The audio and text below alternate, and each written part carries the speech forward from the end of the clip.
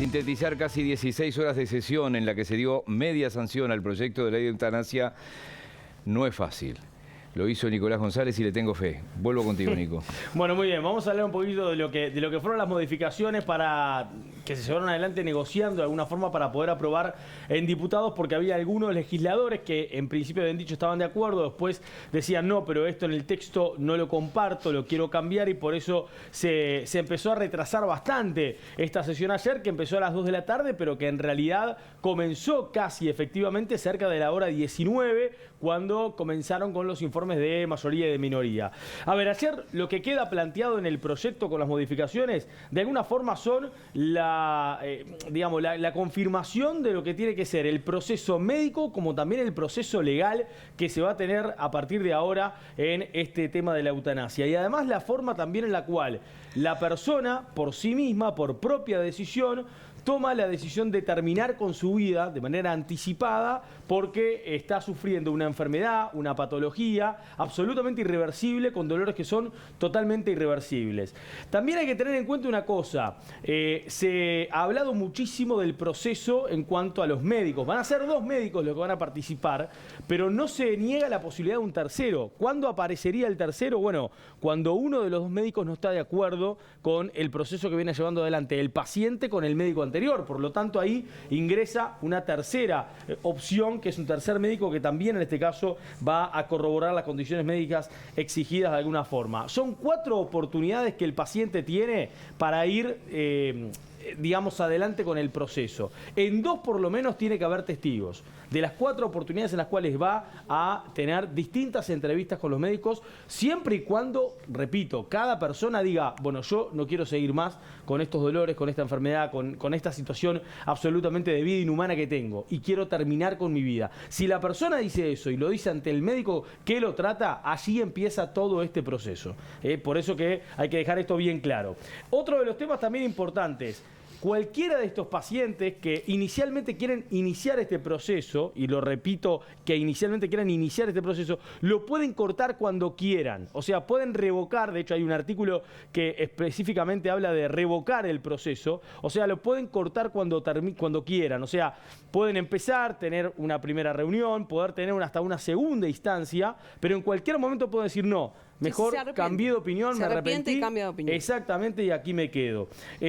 A ver, vamos a escuchar ahora a Luis Galo. Vamos a recordar que Galo es doctor, es médico, y que también, del lado del Frente Amplio, en este caso, del lado de la oposición, fue uno de los ideadores de este tema, ¿no? Uno de los que llevó la voz cantante. Y además también de quienes llevaron adelante la posibilidad de poder negociar con el Partido Colorado, fundamentalmente con el diputado Ope Farquet, la necesidad de unir los proyectos. Recuerden que había uno que había presentado Ciudadanos con Pasquet, con el Partido Colorado de la cabeza, y otro que había presentado precisamente el Frente Amplio. Esto se unificó y fue lo que ayer, modificaciones mediantes, se terminó de aprobar. Galo dice, entre otras cosas, por qué de alguna forma este proyecto es garantista, y también que la eutanasia hoy no se contrapone con los cuidados paliativos. Y acá hay que hacer un paréntesis con los cuidados paliativos. ¿Por qué? Porque los cuidados paliativos, el proyecto de cuidados paliativos, lleva más de 10 meses que está trancado, no se trata en el Senado. Y de alguna forma lo que están reclamando quienes votaron a favor de la eutanasia es que también se vote cuanto antes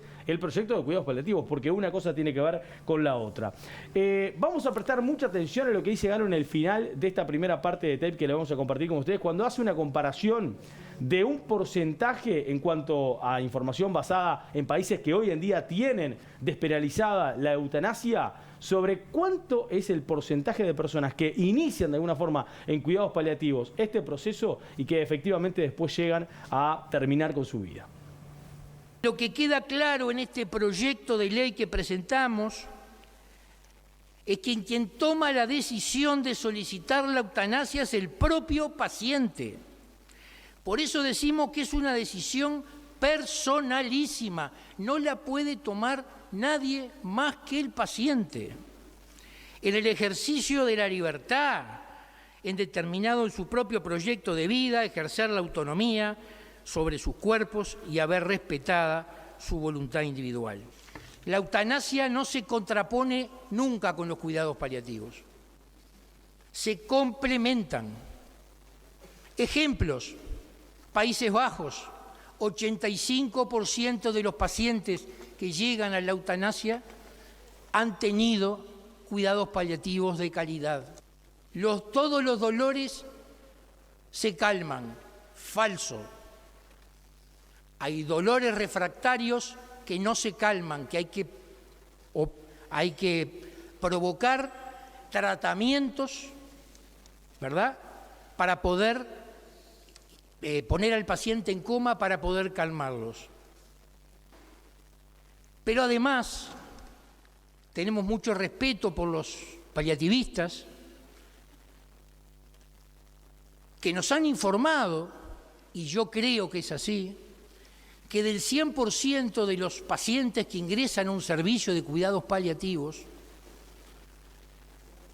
la gran mayoría que entran con ganas de solicitar la eutanasia, la gran mayoría, casi el 95%, luego termina no pidiendo la eutanasia.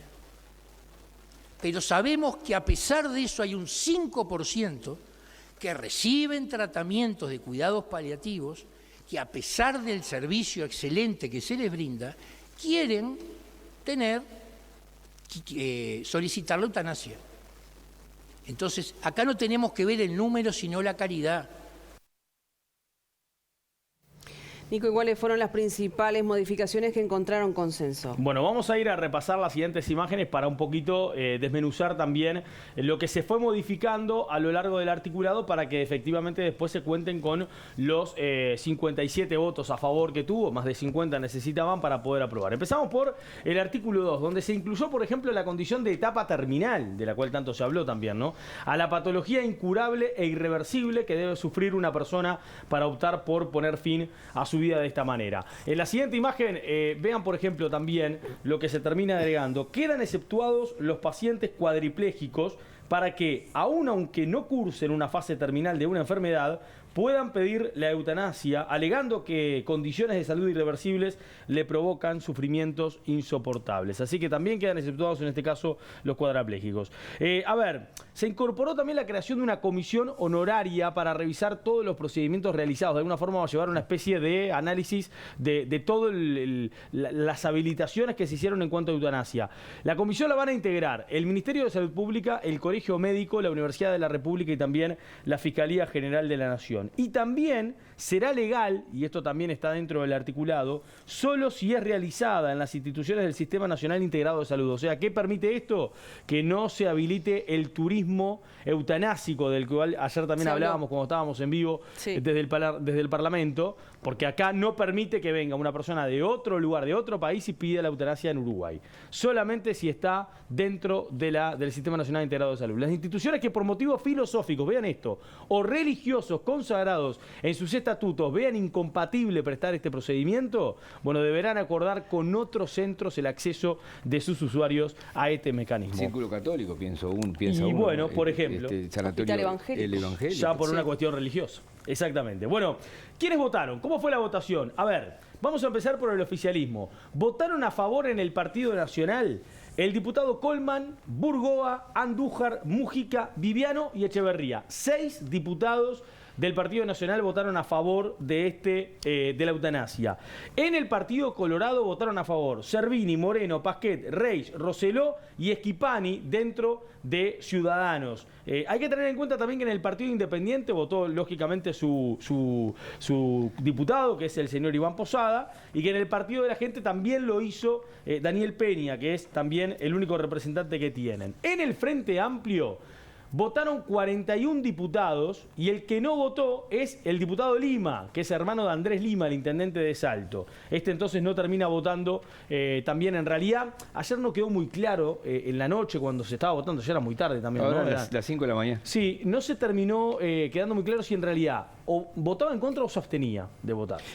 Perdón, haciendo memoria visual, se retiró de sala. Se retiró de sala. Ahora entonces se claro. abstuvo, ahí va. Se retiró de sala. No es que no terminó votando. Se retiró de sala. Sala, sí, Bien. porque y no entró suplente, nada por el estilo. Se retiró de Sala. El que Bien. votó en contra también fue el ingeniero Vega. Exacto. Peri. Del Pero Peri. ahora que me hiciste acordar... Era un dato, exacto, era un dato que lo quería confirmar hoy y que no lo pude confirmar. Sí, a lo sí, se largo retiró de de la tarde. Sala. Bueno, Rodrigo Goñi, como ustedes saben, diputado del Partido Nacional, claramente está en contra de este proyecto, fue una de las grandes voces cantantes en contra del proyecto de eutanasia y dijo que esto es una mala señal, más que nada porque venimos saliendo de la pandemia y también que en realidad no entiende por qué está tan apurado Uruguay en querer aprobar un proyecto que lógicamente puede generarle al país una de las peores tragedias.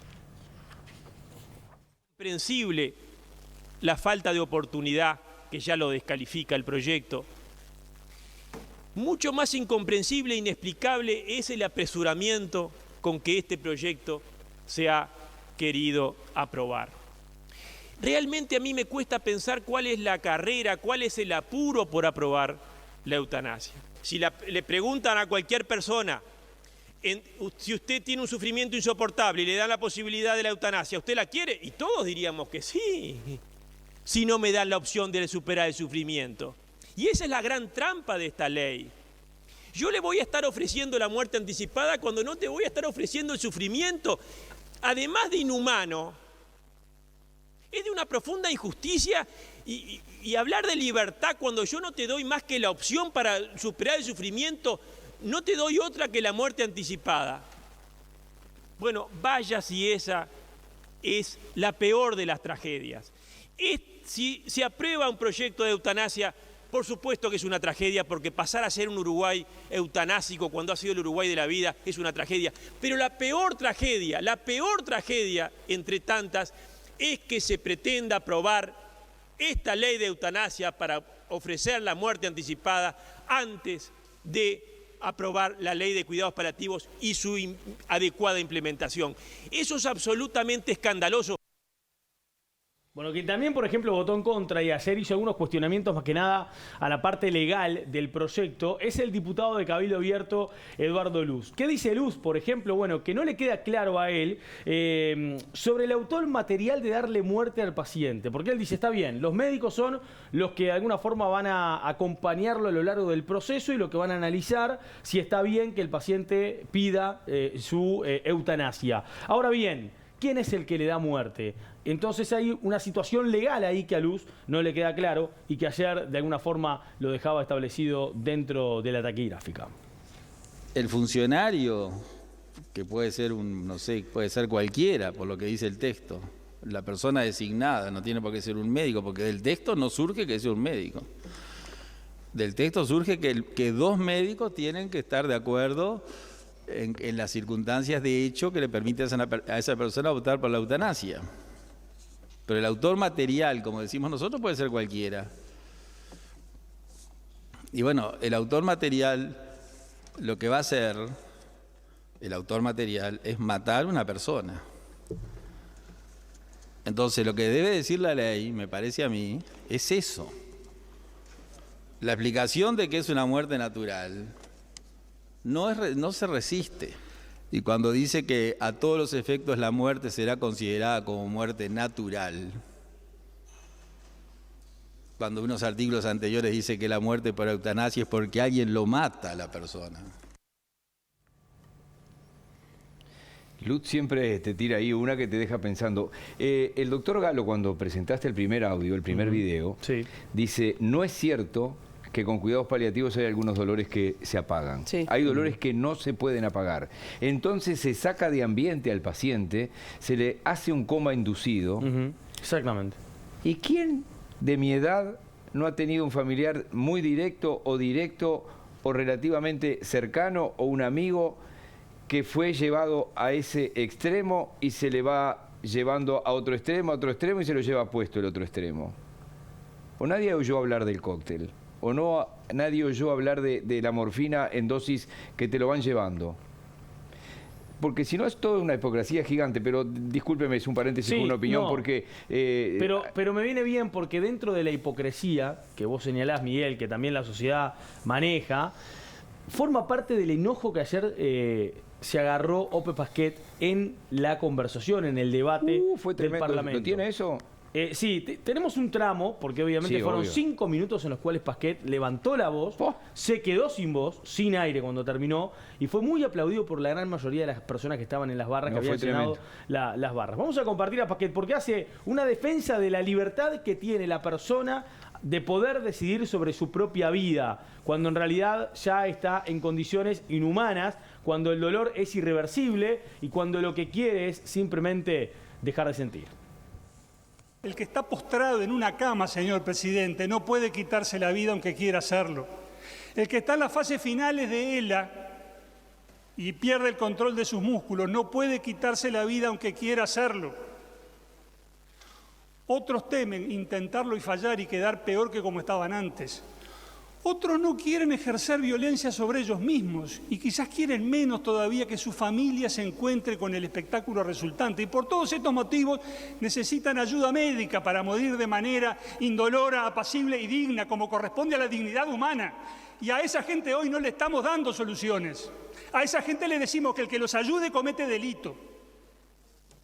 Delito que no se aplica, porque nadie va preso en este país por cometer un homicidio piadoso. Nadie va preso por eso. Como eran poquísimos también los que iban presos por interrumpir voluntariamente el embarazo. Y nuestra sociedad se conforma hipócritamente con esa situación. La ley dice una cosa y la realidad va por otro lado.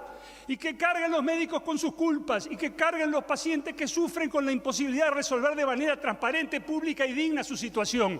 Arréglense como puedan. La sociedad está tranquila porque la ley dice que es delito y todos miramos para otro lado cuando el delito se comete y no queremos verlo. Eso es lo que pasa.